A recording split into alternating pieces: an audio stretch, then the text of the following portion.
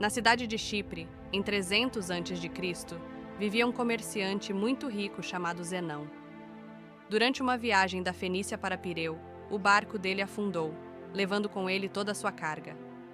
Por causa desse único evento, que estava totalmente fora do controle de Zenão ou de qualquer outra pessoa, esse homem muito rico se tornou pobre de uma hora para outra. Imagine que você fosse Zenão. Como você reagiria se todo o trabalho de sua vida fosse perdido de uma vez por causa de um evento natural? Qual seria a reação correta? Você ficaria com raiva? Triste? Sentiria que a vida foi injusta com você? Para a maioria de nós, essas seriam reações normais, mas não para Zenão, o pai do estoicismo.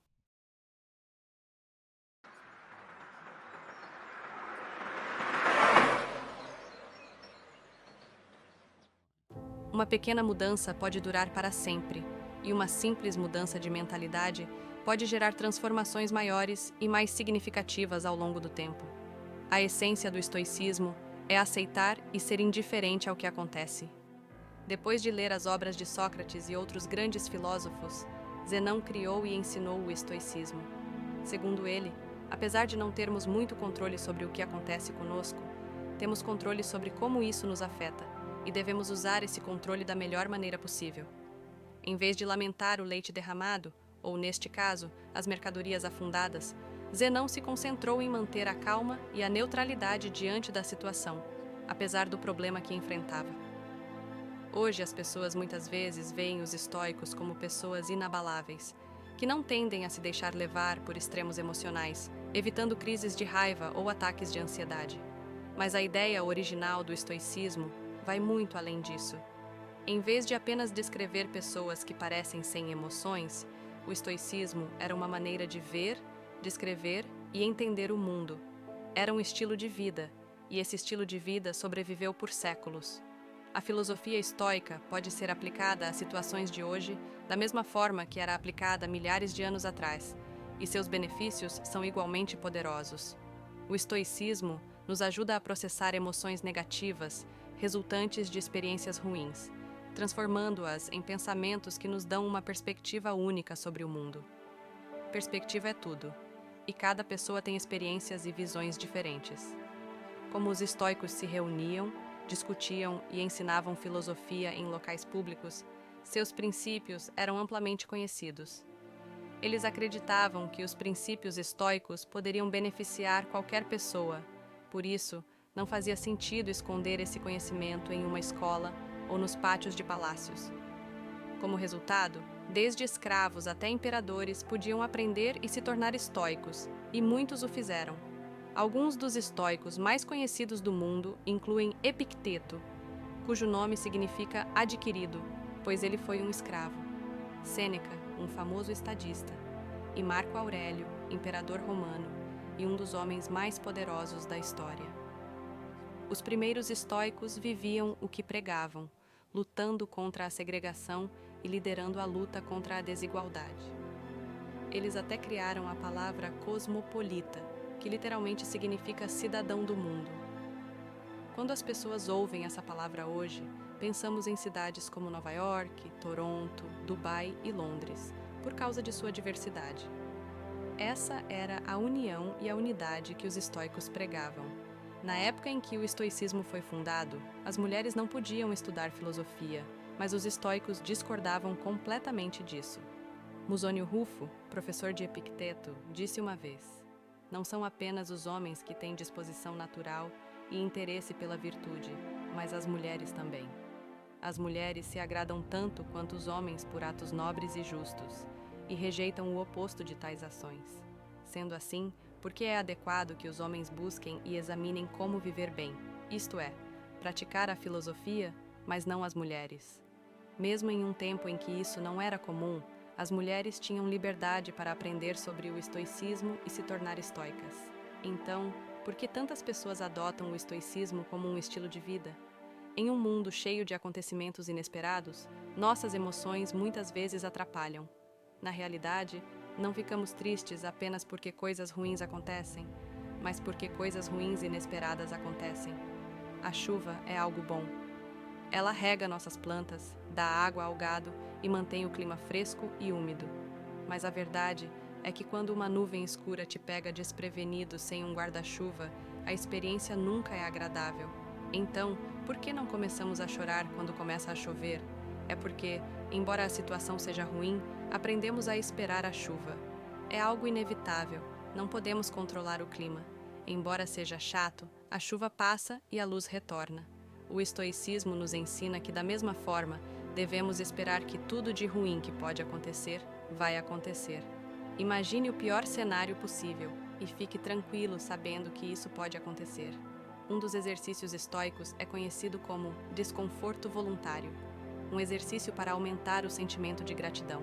Dormir no chão da cozinha, tomar banhos frios quando normalmente você toma banhos quentes, comer apenas batatas por alguns dias, coisas assim. Esse exercício ajuda a entender que, por mais difícil que as coisas fiquem, você ainda sobreviverá e poderá prosperar se sua mentalidade estiver correta. Ao suportar essas situações desconfortáveis, preparamos nossa mente para enfrentar infortúnios futuros. Com o estado atual do mundo, onde somos bombardeados por anúncios que nos fazem acreditar que, se não tivermos o próximo grande lançamento, não nos encaixarmos em um certo padrão ou não ganharmos uma certa quantia de dinheiro, nunca seremos felizes, essa mensagem se torna mais importante do que nunca. Entramos no mundo sem saber quase nada. Crescemos aprendendo em casa, na escola e observando o mundo por conta própria. O problema é que, muitas vezes, essas 3 fontes de conhecimento nos ensinam de maneiras diferentes. A questão é, precisamos absorver todo esse conhecimento? Se o fizermos, poderemos estar, sem saber, criando expectativas irreais para nossas vidas, o que acaba nos deixando decepcionados e insatisfeitos no final. Essa não é uma forma de viver. Devemos, ao invés disso, focar em melhorar a nós mesmos, para nós mesmos. Devemos fazer as coisas por nós, e somente por esse motivo. Quando colocamos esperanças externas ou segundas intenções nas nossas ações, quase sempre acabamos decepcionados. Na maioria das vezes, tentamos preencher esse vazio com coisas externas, gastando todo o dinheiro em um carro luxuoso, uma casa, ou até mesmo começando uma família. Às vezes fazemos todas essas coisas pelo valor externo que elas têm, e não pelo valor interno. Mas o estoicismo ensina que, se abordarmos a vida dessa maneira, colocamos nossa felicidade nas mãos de forças externas, forças que sempre podem falhar. Carros quase sempre quebram, desastres naturais destroem cidades inteiras, e as taxas de divórcio aumentam cada ano. Até as coisas que são gratuitas na vida têm um custo. O custo de espaço, tanto físico quanto mental. Como Sêneca escreveu uma vez, aprender a viver com menos cria espaço em sua vida para o que realmente importa para você. Em vez disso, devemos colocar nossa felicidade no nosso valor intrínseco, como seres humanos, e não em coisas que possuímos ou que podemos adquirir fisicamente. Devemos escolher fazer o melhor para manter a calma, não importa o que a vida nos traga, porque, independentemente do que queremos, no final das contas, não temos controle sobre a maioria das coisas que acontecem conosco, mas temos total controle sobre como reagimos a essas coisas. Essa é a dicotomia do controle, o princípio mais importante da filosofia estoica. Nas palavras de Epicteto, a principal tarefa na vida é simplesmente esta: identificar e separar os assuntos para que eu possa dizer claramente a mim mesmo quais são externos, fora do meu controle, e quais têm a ver com as escolhas que realmente controlo. Os estoicos ensinam que devemos aprender a separar o que podemos controlar do que não podemos. Devemos determinar nosso valor não com base nas coisas que não controlamos, mas nas que podemos controlar. Ter objetivos é algo positivo, mas se desmoronar quando as coisas não saem como esperado é, na visão dos estoicos, inútil. Fazer vídeos no YouTube é, bem, muito mais fácil do que ser um imperador romano, mas ainda pode ser desafiador às vezes. Primeiro, você deve formar a ideia, o que pode demorar bastante. Depois, pesquisar essa ideia, descartá-la porque não está boa, começar de novo, escrever o roteiro, criar o vídeo, editar, fazer a miniatura, o título e tudo mais antes de clicar em publicar. Tudo até o momento em que você clica no botão de upload depende de você. No entanto, uma vez que você clica no upload, o poder passa para o algoritmo do YouTube. Mesmo assim, muitas pessoas julgam o sucesso de seu canal no YouTube ou conta no Instagram com base em quantas visualizações, inscritos ou seguidores elas têm, métricas que, em grande parte, estão fora do seu controle. Os estoicos ensinam que, em vez disso, você deve julgar o sucesso do seu trabalho com base no esforço que colocou, e não no resultado das suas esperanças externas. Confie no processo. Viver com menos significa se libertar das algemas sociais que você mesmo colocou. Pense em uma pessoa que trabalhou duro em seu emprego nos últimos 6 meses. Agora, ela sente que merece uma promoção e então vai até o chefe com seu relatório de desempenho. O chefe agradece, mas não concede a promoção, e a pessoa volta para casa pensando que é péssima no que faz. Ela não considera que o chefe talvez tenha simplesmente acordado de mau humor, que outra pessoa poderia estar mais qualificada naquele momento, ou que a empresa estivesse perdendo dinheiro e não pudesse arcar com a promoção. Ela não sabe o motivo, mas ainda assim está chateada. Se tivesse colocado seu valor na qualidade do relatório de desempenho que entregou e continuado fazendo o seu trabalho para merecer a promoção, poderia ter sido muito mais feliz no geral.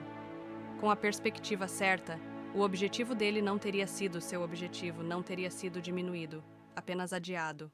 Essa mudança na forma de pensar é crucial. Um verdadeiro estoico não mede seu sucesso pelo ganho financeiro de seus empreendimentos, mas sente-se confortável com o fato de que pode viver uma vida tranquila sem todas as coisas que o dinheiro pode comprar. Existem 4 principais virtudes do estoicismo: sabedoria, coragem, temperança e justiça. Sabedoria é a capacidade de distinguir entre o que é interno e o que é externo, e a habilidade de escolher como reagir ao que nos acontece. Como Viktor Frankl disse, entre o estímulo e a resposta há um espaço. Nesse espaço está o nosso poder de escolher a resposta. Coragem. 2 palavras.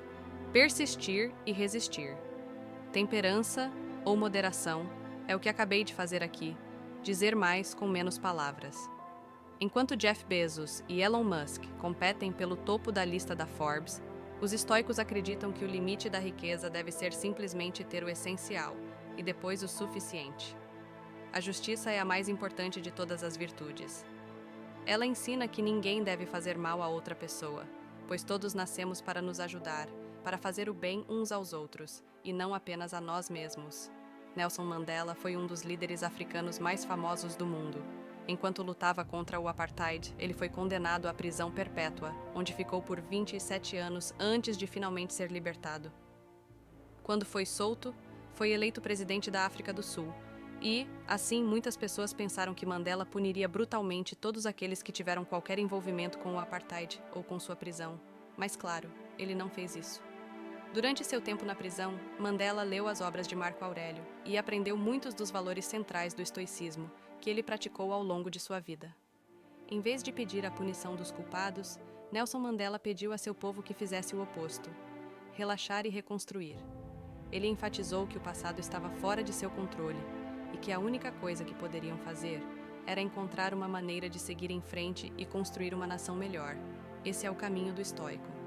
Na medicina moderna, o estoicismo está no centro de procedimentos como a terapia racional emotiva comportamental, (RBT), e a logoterapia. A RBT ajuda os pacientes a identificar padrões de pensamentos negativos que podem estar causando problemas emocionais e comportamentais. Ela permite que você questione a lógica por trás desses pensamentos negativos e, quando perceber que muitos deles são infundados, pode substituí-los por crenças mais produtivas e saudáveis. A logoterapia, por outro lado, é baseada no princípio estoico de que os humanos são movidos por um propósito. Mesmo nas situações mais difíceis, podemos preencher nossas vidas com significado e felicidade ao simplesmente descobrir qual é esse propósito. No entanto, como muitos de nós sabem, isso é mais fácil de dizer do que fazer. É um processo, como tudo na vida. Precisamos reformular a maneira como pensamos, sair com o antigo, entrar com o novo. Para resolver nossos problemas de felicidade, devemos praticar o valor próprio. Redirecionando nossa definição de valor para as coisas que podemos controlar, paramos de nos fixar nas coisas que não podemos controlar e, no geral, podemos levar uma vida muito mais feliz e realizada. O estoicismo nos ajuda a navegar por tempestades passadas e presentes em direção a águas mais calmas e pacíficas. E se nosso barco afundar e todos nós nos afogarmos, podemos encontrar paz no fato de que vivemos uma boa vida, embora não tão longa quanto esperávamos. Porque lembre-se, tudo tem um fim.